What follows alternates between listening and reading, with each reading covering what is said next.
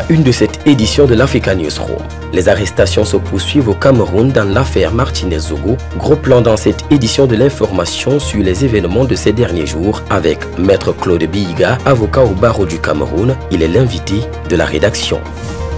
Retour sur la visite de 48 heures du ministre russe des Affaires étrangères, Sergueï Lavrov, au Mali. Le chef de la diplomatie russe a effectué une visite d'amitié et de travail qualifiée de haut niveau par les autorités de transition maliennes, renforcement du partenariat entre Bamako et Moscou dans un contexte géopolitique tendu. Au Nigeria, la population se bouscule devant les guichets et les banques. Gros problème de liquidité depuis plusieurs jours. Le président Muhammadu Buhari s'est donné 7 jours à partir du 4 février 2023 pour résoudre la crise de liquidité que traverse le pays. Les détails dans cette édition de l'Africa Newsroom. Pourquoi le judiciaire jusqu'ici ne s'est pas encore ouvertement prononcé sur le dossier de l'assassinat du journaliste Martinez-Zogo? Aucune saisine du procureur de la République. Sur ces interrogations, l'avocat au barreau du Cameroun, Maître Bihiga, nous apporte quelques éclaircissements. C'est un choix. C'est un choix du procureur général ou du procureur de la République au niveau du tribunal de Fou ou le procureur général du centre. C'est un choix. Et il n'y a aucune obligation à ce qu'il se prononce. Ah bon? Aucune obligation. Nous avons tendance à toujours copier ce qui se fait évidemment à l'extérieur. C'est-à-dire que dès qu'il y a un acte pareil, le procureur vient à la télévision, etc. Chez nous, ça ne se fait pas de cette manière-là.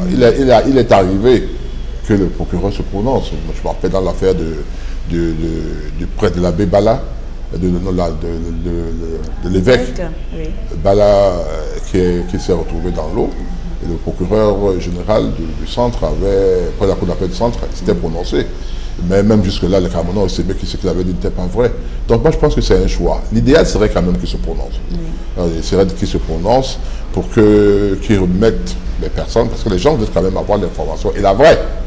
Parce que tant que cette information n'est pas donnée, tant qu'il faut se référer à Reporters sans frontières, tant qu'il faut se référer aux rumeurs, aux lanceurs d'alerte, les Bertol, je ne sais pas quoi, ils sont là nombreux, qui font que les lanceurs d'alerte à Facebook, nécessairement, il y a une déformation de l'information. Alors que si le procureur de la République, avec toutes les réserves que nécessite l'encadrement d'une procédure comme celle-là, ils peuvent quand même donner des grandes lignes pour permettre aux gens de savoir à quel niveau l'information est.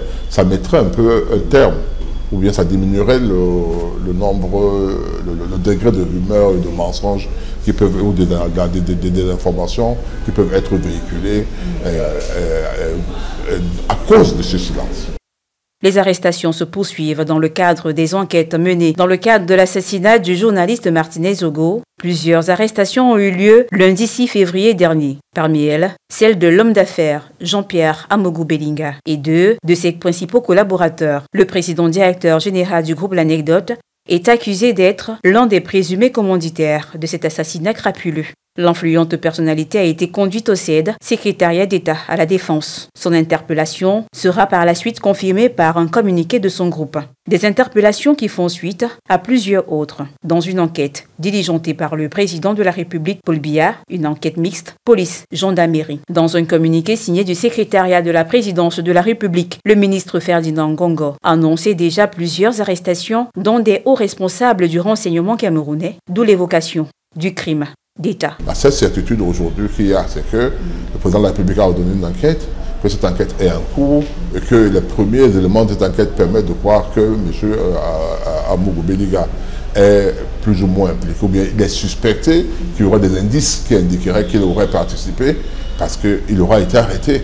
Ça, c'est la seule chose qu'on a, parce qu'on se dit que si son nom n'avait pas été évoqué, si au niveau de l'enquête, on n'avait pas pu trouver des indices contre lui, on n'aurait pas pu l'interpeller. L'assassinat de Martinez-Zogo est certainement le crime de trop. Il rentre dans une longue série de crimes et d'assassinats qui sont restés depuis plusieurs années impunis, où les coupables n'ont jamais été ni inquiétés, encore moins condamnés. C'est à bord du vol présidentiel russe que le ministre des Affaires étrangères de la Russie est arrivé au Mali, dans la nuit du lundi 6 à mardi 7 février 2023. Dès son atterrissage, Sergueï Lavrov est accueilli par son homologue malien, Abdoulaye Diop. C'est une grande première, car jamais un chef de la diplomatie russe ne s'est rendu dans le pays. Depuis quelques années, Moscou est bien devenu un partenaire clé et privilégié de Bamako. Surtout des liens qui se sont renforcés ces derniers mois avec l'arrivée au pouvoir de nouvelles autorités militaires sous Assimi Goïta. Une visite qualifiée de haut niveau qui s'inscrit dans l'élargissement du partenariat stratégique entre le Mali et la Russie, avec un accent particulier sur le renforcement du partenariat dans les domaines prioritaires, dont la défense et la sécurité, ainsi que la coopération économique, commerciale et culturelle. À Bamako, les promesses du Kremlin trouvent un écho. Moscou s'engage à aider le Mali dans la lutte contre le djihadisme et une assistance au Sahel dans le golfe de Guinée pour accroître leur capacité de combat contre le terrorisme. Alors je pense que les Africains doivent se mettre d'accord entre eux et la communauté internationale doit les soutenir, par exemple à travers le Conseil de sécurité de l'ONU, mais aussi de manière matérielle en augmentant leur capacité de combat, de défense et leur capacité de construire des formats régionaux. Les pays doivent construire leurs relations avec les pays africains à la base des principes comme par exemple le respect des intérêts. Rencontre avec le président de la transition. Assimi Goïta salue la qualité d'un partenariat sincère orienté vers la défense des intérêts des deux pays et les aspirations de leur population. Au Nigeria, la crise de liquidité entraîne manifestations et vagues de contestation. Le président Muhammadu Buhari s'est donné 7 jours pour apporter une solution afin de régler la crise que traverse le pays. Le gouvernement nigérien accuse les banques de plomber l'accès aux nouvelles coupures imprimées par la Banque centrale. Les institutions bancaires sont pointées du doigt, accusées de manquer d'engagement en vue de la réussite et de la facilitation du processus de circulation des nouveaux billets de banque. La population réclame la coexistence d'anciens et nouveaux billets sur le marché, ce qui entraîne de nombreuses manifestations dans plusieurs villes du pays. Le Nigeria a lancé un processus d'impression de nouveaux billets de banque et compte retirer de la circulation les billets usés de 200, 500 et 1000 naira avant la fin du mois de février 2023. Et dans le reste de l'actualité, bilan de plus de 5000 morts et opérations de sauvetage se poursuivent après des séismes en Turquie et en Syrie. Lundi, un séisme de magnitude 7,8 a frappé les deux pays. Dans plusieurs villes, des centaines de bâtiments détruits. Le président Recep Tayyip Erdogan a annoncé un deuil national de 7 jours. Aux États-Unis, une affaire de ballon espion chinois est au centre des débats. Après avoir abattu le ballon, le Pentagone a révélé avoir voulu contacter le ministre de la Défense chinoise, mais Pékin aurait rejeté jusqu'ici les appels de Washington. Angela Merkel récompensée en Côte d'Ivoire.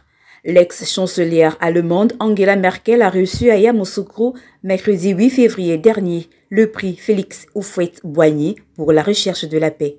En présence de plusieurs personnalités politiques et socio-culturelles, le prix a été réceptionné des mains du président ivoirien Alassane Dramane Ouattara. Après 25 ans, la Côte d'Ivoire a à nouveau abrité la cérémonie du prix Félix Houphouët-Boigny. La lauréate de cette édition, Mme Merkel, a été choisie pour son action en faveur des réfugiés.